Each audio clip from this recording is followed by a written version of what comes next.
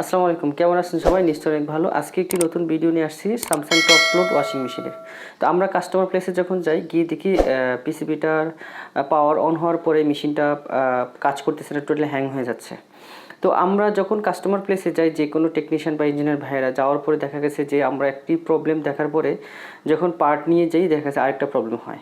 তো আজকে আমরা আলোচনা করব যে একটি টপ লোড ওয়াশিং মেশিনের যে পিসিবি সমস্যা হওয়ার পরেও যে অন্যান্য পার্টগুলো থাকে পিসিবির সাথে, ওই water inlet bulb, pressure sensor বা ড্রেন মোটর বা যে ওয়াশ মোটরটা রয়েছে, টোটালি আপনি কিভাবে শর্টকাটে পিসিবি ছাড়া চেক করতে পারেন। এবং এতে করে কি হবে যে আপনি বুঝতে পারলেন যে সব পার্টগুলো ঠিক আছে কিনা। তো চলুন দেখা যাক। আজকে আলোচনা করব যে স্যামসাং টপ লোড ওয়াশিং মেশিনের পিসিবি ছাড়া কিভাবে একটি ওয়াশিং মেশিনের প্রত্যেকটি পার্ট চেক করা যায়।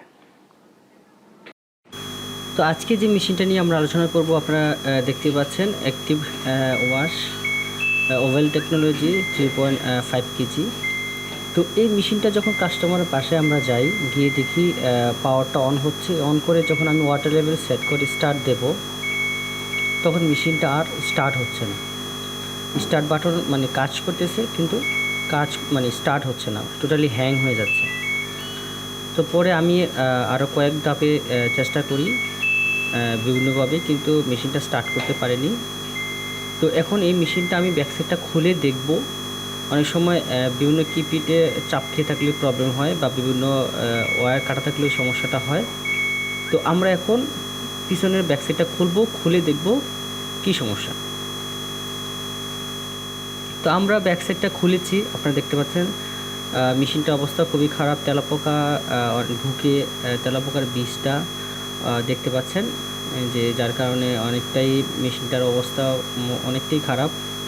তো আমরা খুলেছি, এখন পিসিবিটা আউট করে আমরা আরেকবার চেষ্টা করব ওয়াশ করে, যে আসলে স্টার্ট হচ্ছে কি না। দেন আমরা ফাইনালি কাস্টমারকে ডিসিশন দেব যে এটা কি প্রবলেম। তো এখন আমরা পিসিবিটা আউট করে আপনাদেরকে দেখাবো আরেকবার স্টার্ট করে। তো এখন দেখেন আমরা পাওয়ারটা অন করেছি। অন করার পরে ওয়াটার লেভেলটা এখন আমরা সেট করব। তো যে কোনো একটা ওয়াটার লেভেল সেট করে স্টার্ট দিচ্ছি। দেখেন কোনো কিছু কাজ করতেছে না, টোটালি হ্যাং। তো এখন আমরা যেটা আলোচনা করব যে কিভাবে শর্টকাটে, যেটা আমরা শুরুতে বলেছিলাম। তো এখন দেখেন আমরা কিভাবে শর্টকাটে সেটা করা যায়, আমরা আপনাদেরকে দেখাচ্ছি। আমরা প্রথমে কি করেছি, যেটা পাওয়ার ইনপুট রয়েছে, তো ওখান থেকে আমরা দুইটা ফেজকে শর্ট করিয়ে আমরা কমন একটা তার নিয়েছি। আপনারা দেখতে পাচ্ছেন একটা হলুদ, একটা সাদা এবং একটা কালো তার। তো আমরা হলুদ এবং যে সাদা তার রয়েছে, এটাকে আমরা শর্ট করিয়ে আমরা কালো তারটাকে কমন করে দেন এই পোর্ট থেকে আমরা চেক করব। প্রথমে চেক করব যে আমরা সিঙ্কের যেই মোটরটা রয়েছে, যেটা সিঙ্কের জন্য ব্যবহার করা হয়, এটা ঠিক আছে কিনা। তো এখন দেখেন আমরা যখন লাইন দিচ্ছি, দেখেন সিঙ্কের মোটরটা চালু হয়ে গেছে এবং সিঙ্ক খুব পানি আসতেছে খুব ভালোভাবে। তো কাস্টমার মেশিনটা আসলে অনেক পানি রয়েছে, অনেক দিনের, অনেক গন্ধ চলে আসছে, অনেক দিন পরে ছিল। এই কারণে দেখেন সিঙ্কের ইয়েটা খুব ভালোভাবেই কাজ করতেছে। তো আমরা তারপরে যেটা চেক করব যে আসলে এটা যেই মেইন ওয়াশের জন্য যে ওয়াটার ইনলেট বাল্ব চালু হয়, যে পানিটা আসে, ওটা ঠিক আছে কিনা। তো ওইটা আমরা চেক করব। তো এখন দেখেন আমি যখন আরেকটা কানেকশনে দিয়েছি, দেখেন ওয়াটার ইনলেট বাল্ব খুব সুন্দর চালু হয়ে গেছে এবং খুব স্মুথলি পানি আসতেছে। এই দেখেন যখন আমি লাইন দিয়েছি এবার। তো এভাবে দেখেন আমি কি দুইটা অলরেডি পার্ট চেক করে ফেলেছি, যে আমি কনফার্ম হয়ে গেছি দুইটা পার্ট আমার ঠিক আছে। এখন আমি চেক করব যে আমার ড্রাইভ মোটর বা ওয়াশ মোটরটা ঠিক আছে কি না। যখন আমি একবার ক্লক এবং অ্যান্টি ক্লক অনুযায়ী ঘুরবে, তো আমি একবার চেক করব যে ঘুরতেছি কি না। এই যে আপনি দেখাচ্ছি, যখন এই কারেন্ট আসা খুব সাবধানে কাজ করতে হবে, কারণ যদি একটার সাথে একটা লেগে যায় অ্যাক্সিডেন্ট হওয়ার চান্স রয়েছে। তো আমরা জাস্ট ফাইনালি বোঝার জন্য যে আসলে এই প্রত্যেকটা পার্ট ঠিক আছে কিনা, আমরা পিসিবিটা ফল্ট পেয়েছি। তো পিসিবি ছাড়া যে পার্টগুলো আছে এখন এগুলো চেক করতেছি। আমরা দেখতে পাচ্ছেন যখন আমি লাইন দেবো, এটা ক্লক এবং অ্যান্টি ক্লক অনুযায়ী ঘুরবে। যখন ক্লকে দেবো ক্লক অনুযায়ী, যখন অ্যান্টি ক্লক অনুযায়ী দেবো অ্যান্টি ক্লক অনুযায়ী ঘুরবে। তো আমরা যেটা করব, প্রথমে আমরা পানিটাকে বের করে নিচ্ছি, তাহলে আপনাদের বোঝার সুবিধার্থে। দেখেন পানিটা বেরো যাচ্ছে, মানে আমার ড্রেন মোটরটা চেক হয়ে যাচ্ছে এবং পানিটাও বেরো যাচ্ছে, কারণ পানি থেকে প্রচণ্ড গন্ধ আসতেছে।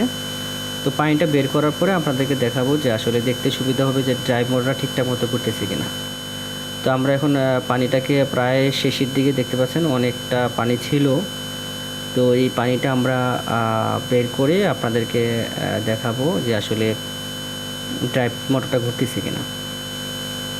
এই যে মোটামুটি শেষ।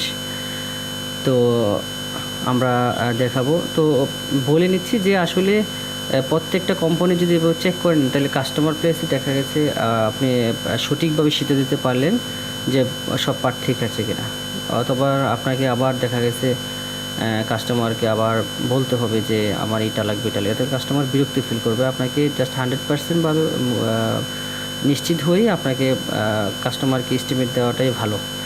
তো আমরা এখন ড্রাইভ মোটরটাকে চেক করব। পানিটা অলরেডি বের হয়ে গেছে। তো এখন আমরা দেখানোর চেষ্টা করব। তো আমরা এখন খুলে জাস্ট এখন মোটরের ড্রাইভ মোটর দেবো একবার ক্লক, এবং এই দেখেন এন্টি ক্লক করে যে ঘুরতেছে এখন।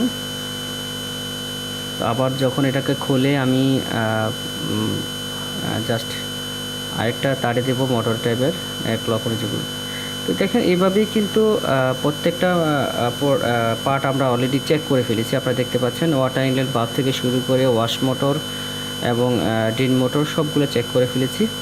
এতে কি হলো যে আপনি নিশ্চিত হয়ে গেলেন যে বাকি কম্পোনেন্টগুলো ঠিক আছে, বাকি পার্টগুলো ঠিক আছে। তো এখন পিসিবিটা চেঞ্জ করলেই ঠিক হয়ে যাবে। তো সবাইকে ধন্যবাদ। এতক্ষণ আমরা দেখালাম যে পিসিবি ছাড়া কীভাবে একটি top load washing machine check করতে হয়।